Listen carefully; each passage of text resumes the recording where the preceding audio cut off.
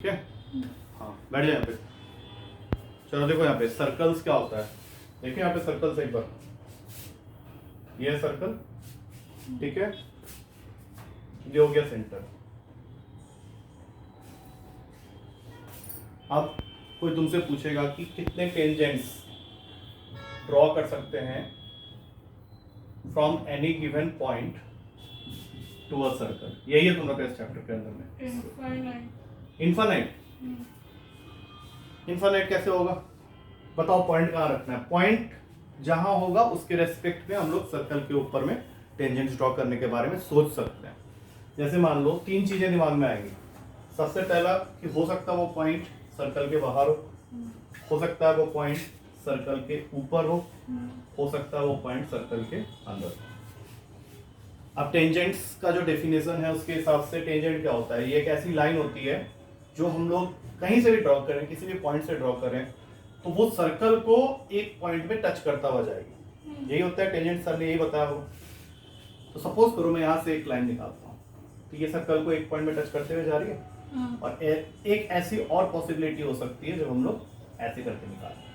That means अगर देखा जाए तो किसी भी एक एक्सटर्नल पॉइंट्स, इस पॉइंट को हम लोग बोलेंगे एक्सटर्नल पॉइंट्स, तो यहाँ से हम लोग सिर्फ दो ही टेंजेंट बना सकते हैं। इसके अलावा क्या और सोच सकते हो कोई ऐसे करके? और कोई भी लाइन ड्रॉ करने की कोशिश करोगे तो वो सर्कल के अंदर चले जाएगी। इसका मतलब है कि पॉइंट डिसाइड करवाता है कि एक सर्कल के लिए कितने टेंजेंट्स ड्रॉ कर सकते हैं। अगर हमारा पॉइंट सर्कल के बाहर है तो दो टेंजेंट्स होंगे। अब सोचो सर्कल के ऊपर तुमने पॉइंट ले लिया तो इसी पॉइंट के ऊपर में एक टेंजेंट ड्रॉ हो सकता है। ये टेंजेंट का डेफिनेशन क्या है? कि एक ऐसी लाइन जो सर्कल को सिर्फ एक पॉइंट में टच करते हुए। अब अगर पॉइंट अंदर है पॉसिबल होगा? वो सीकेंट होगा वो तो बाद की बात है। क्वेश्चन क्या था कि how many tangents can be drawn to a circle. तुम्हारा आंसर था इनफाइनाइट। वो गलत आंसर कि अगर तुम्हारा पॉइंट सर्कल के बाहर है तो दो टेंजेंट होंगे, सर्कल के ऊपर है तो एक टेंजेंट है, सर्कल के अंदर है तो पॉसिबल ही नहीं। और साथ ही साथ जहां पे टेंजेंट सर्कल को आके टच करता है उसको, उस पॉइंट को अगर हम लोग सर्कल के सेंटर के साथ ज्वाइन कर दें तो इस पॉइंट को तो पॉइंट ऑफ कांटेक्ट बोलते हैं। जैसे ये दोनों तो पॉइंट ऑफ कांटेक्ट हो गए, लेकिन ये जो लाइन हमने ड्रॉ की है इसको क्या बोलेंगे? रेडियस। क्या ये रेडियस टेंजेंट के साथ परपेंडिकुलर दिख रहा है? हाँ। तो अगर मैं यहाँ से इसको ज्वाइन कर दूं तो ये पूरा राइट एंगल ट्रायंगल बन गया, जिसके अंदर ये 90 डिग्री का है। ये हो गया तुम्हारा रेडियस। ये पीए हो गया the length of the tangent, इसको मैं एल से डिनोट कर देता हूँ। और ये जो ओपी वाली साइड है, अब ध्यान से देखो, 90 डिग्री के ऑपोजिट में जो भी साइड होता है उसको हम लोग क्या बोलते हैं? राइट एंगल ट्रायंगल में 90 डिग्री के ऑपोजिट में जो साइड होता है उसको क्या? 90 डिग्री के ऑपोजिट में जो साइड होता है वो परपेंडिकुलर होता है, हाइपोटेन्यूज। कल पेपर है तो वहां ट्रिग्नोमेट्री का, ये हालत में अभी 90 डिग्री के ऑपोजिट में जो भी साइड होगा वो हाइपोटेन्यूज ही होगा। This side is hypotenuse. अब स्टार्टिंग के जो तीन क्वेश्चन है तुम्हारे बुक में, इस चैप्टर के जो तीन क्वेश्चन है, फर्स्ट सेकंड थर्ड, वो पूरे के पूरे क्वेश्चन इन तीनों के ऊपर में। क्या हम लोग यहाँ से एक फॉर्मूला बना सकते हैं कि ओपी स्क्वायर, जिसको हमने हाइपोटेन्यूज माना है, that is equals to L square plus R square. जहां ये एल क्या है? That is length of tangent. और आर क्या है? रेडियस।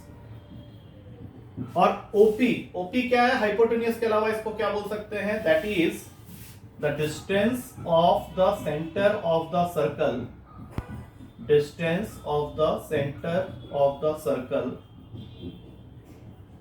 From point P. और ये पॉइंट पी कौन सा पॉइंट है? जहां से हमने सर्कल के लिए दो टेंजेंट्स ड्रॉ किए। तो हम लोग को तीन बातें क्या पता चली? पहला, टेंजेंट क्या होता है? टेंजेंट होता है एक ऐसा लाइन जो भी किसी भी सर्कल को एक पॉइंट में टच करता हुआ चले जाता है। अगर तुम्हारा वो पॉइंट सर्कल के बाहर है तो कितने टेंजेंट्स ड्रॉ होंगे? दो।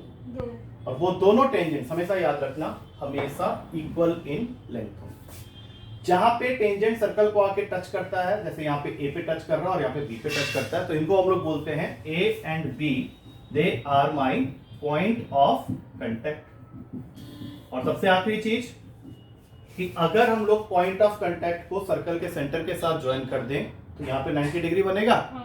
और इस लाइन को रेडियस बोलेंगे। और साथ में ये भी बोल सकते हैं कि radius is perpendicular to the tangent, और 90 डिग्री के ऑपोजिट जो साइड है वो हाइपोटेन्यूस है। तो राइट एंगल ट्रायंगल बनता हुआ सा नजर आ रहा है। राइट एंगल ट्रायंगल में पाइथागोरस थ्योरम क्या कहता है कि हाइपोटेन्यूस का जो स्क्वायर है that is always equals to length यानी परपेंडिकुलर का स्क्वायर और बेस का स्क्वायर। अगर इस ट्रायंगल को देखें तो ये डिस्टेंस हाइपोटेन्यूस हो गया, ये हो गया लेंथ ऑफ द टेंजेंट, ये हो गया रेडियस ऑफ द टेंजेंट। कुछ आ गया है समझ में? चलो ठीक है।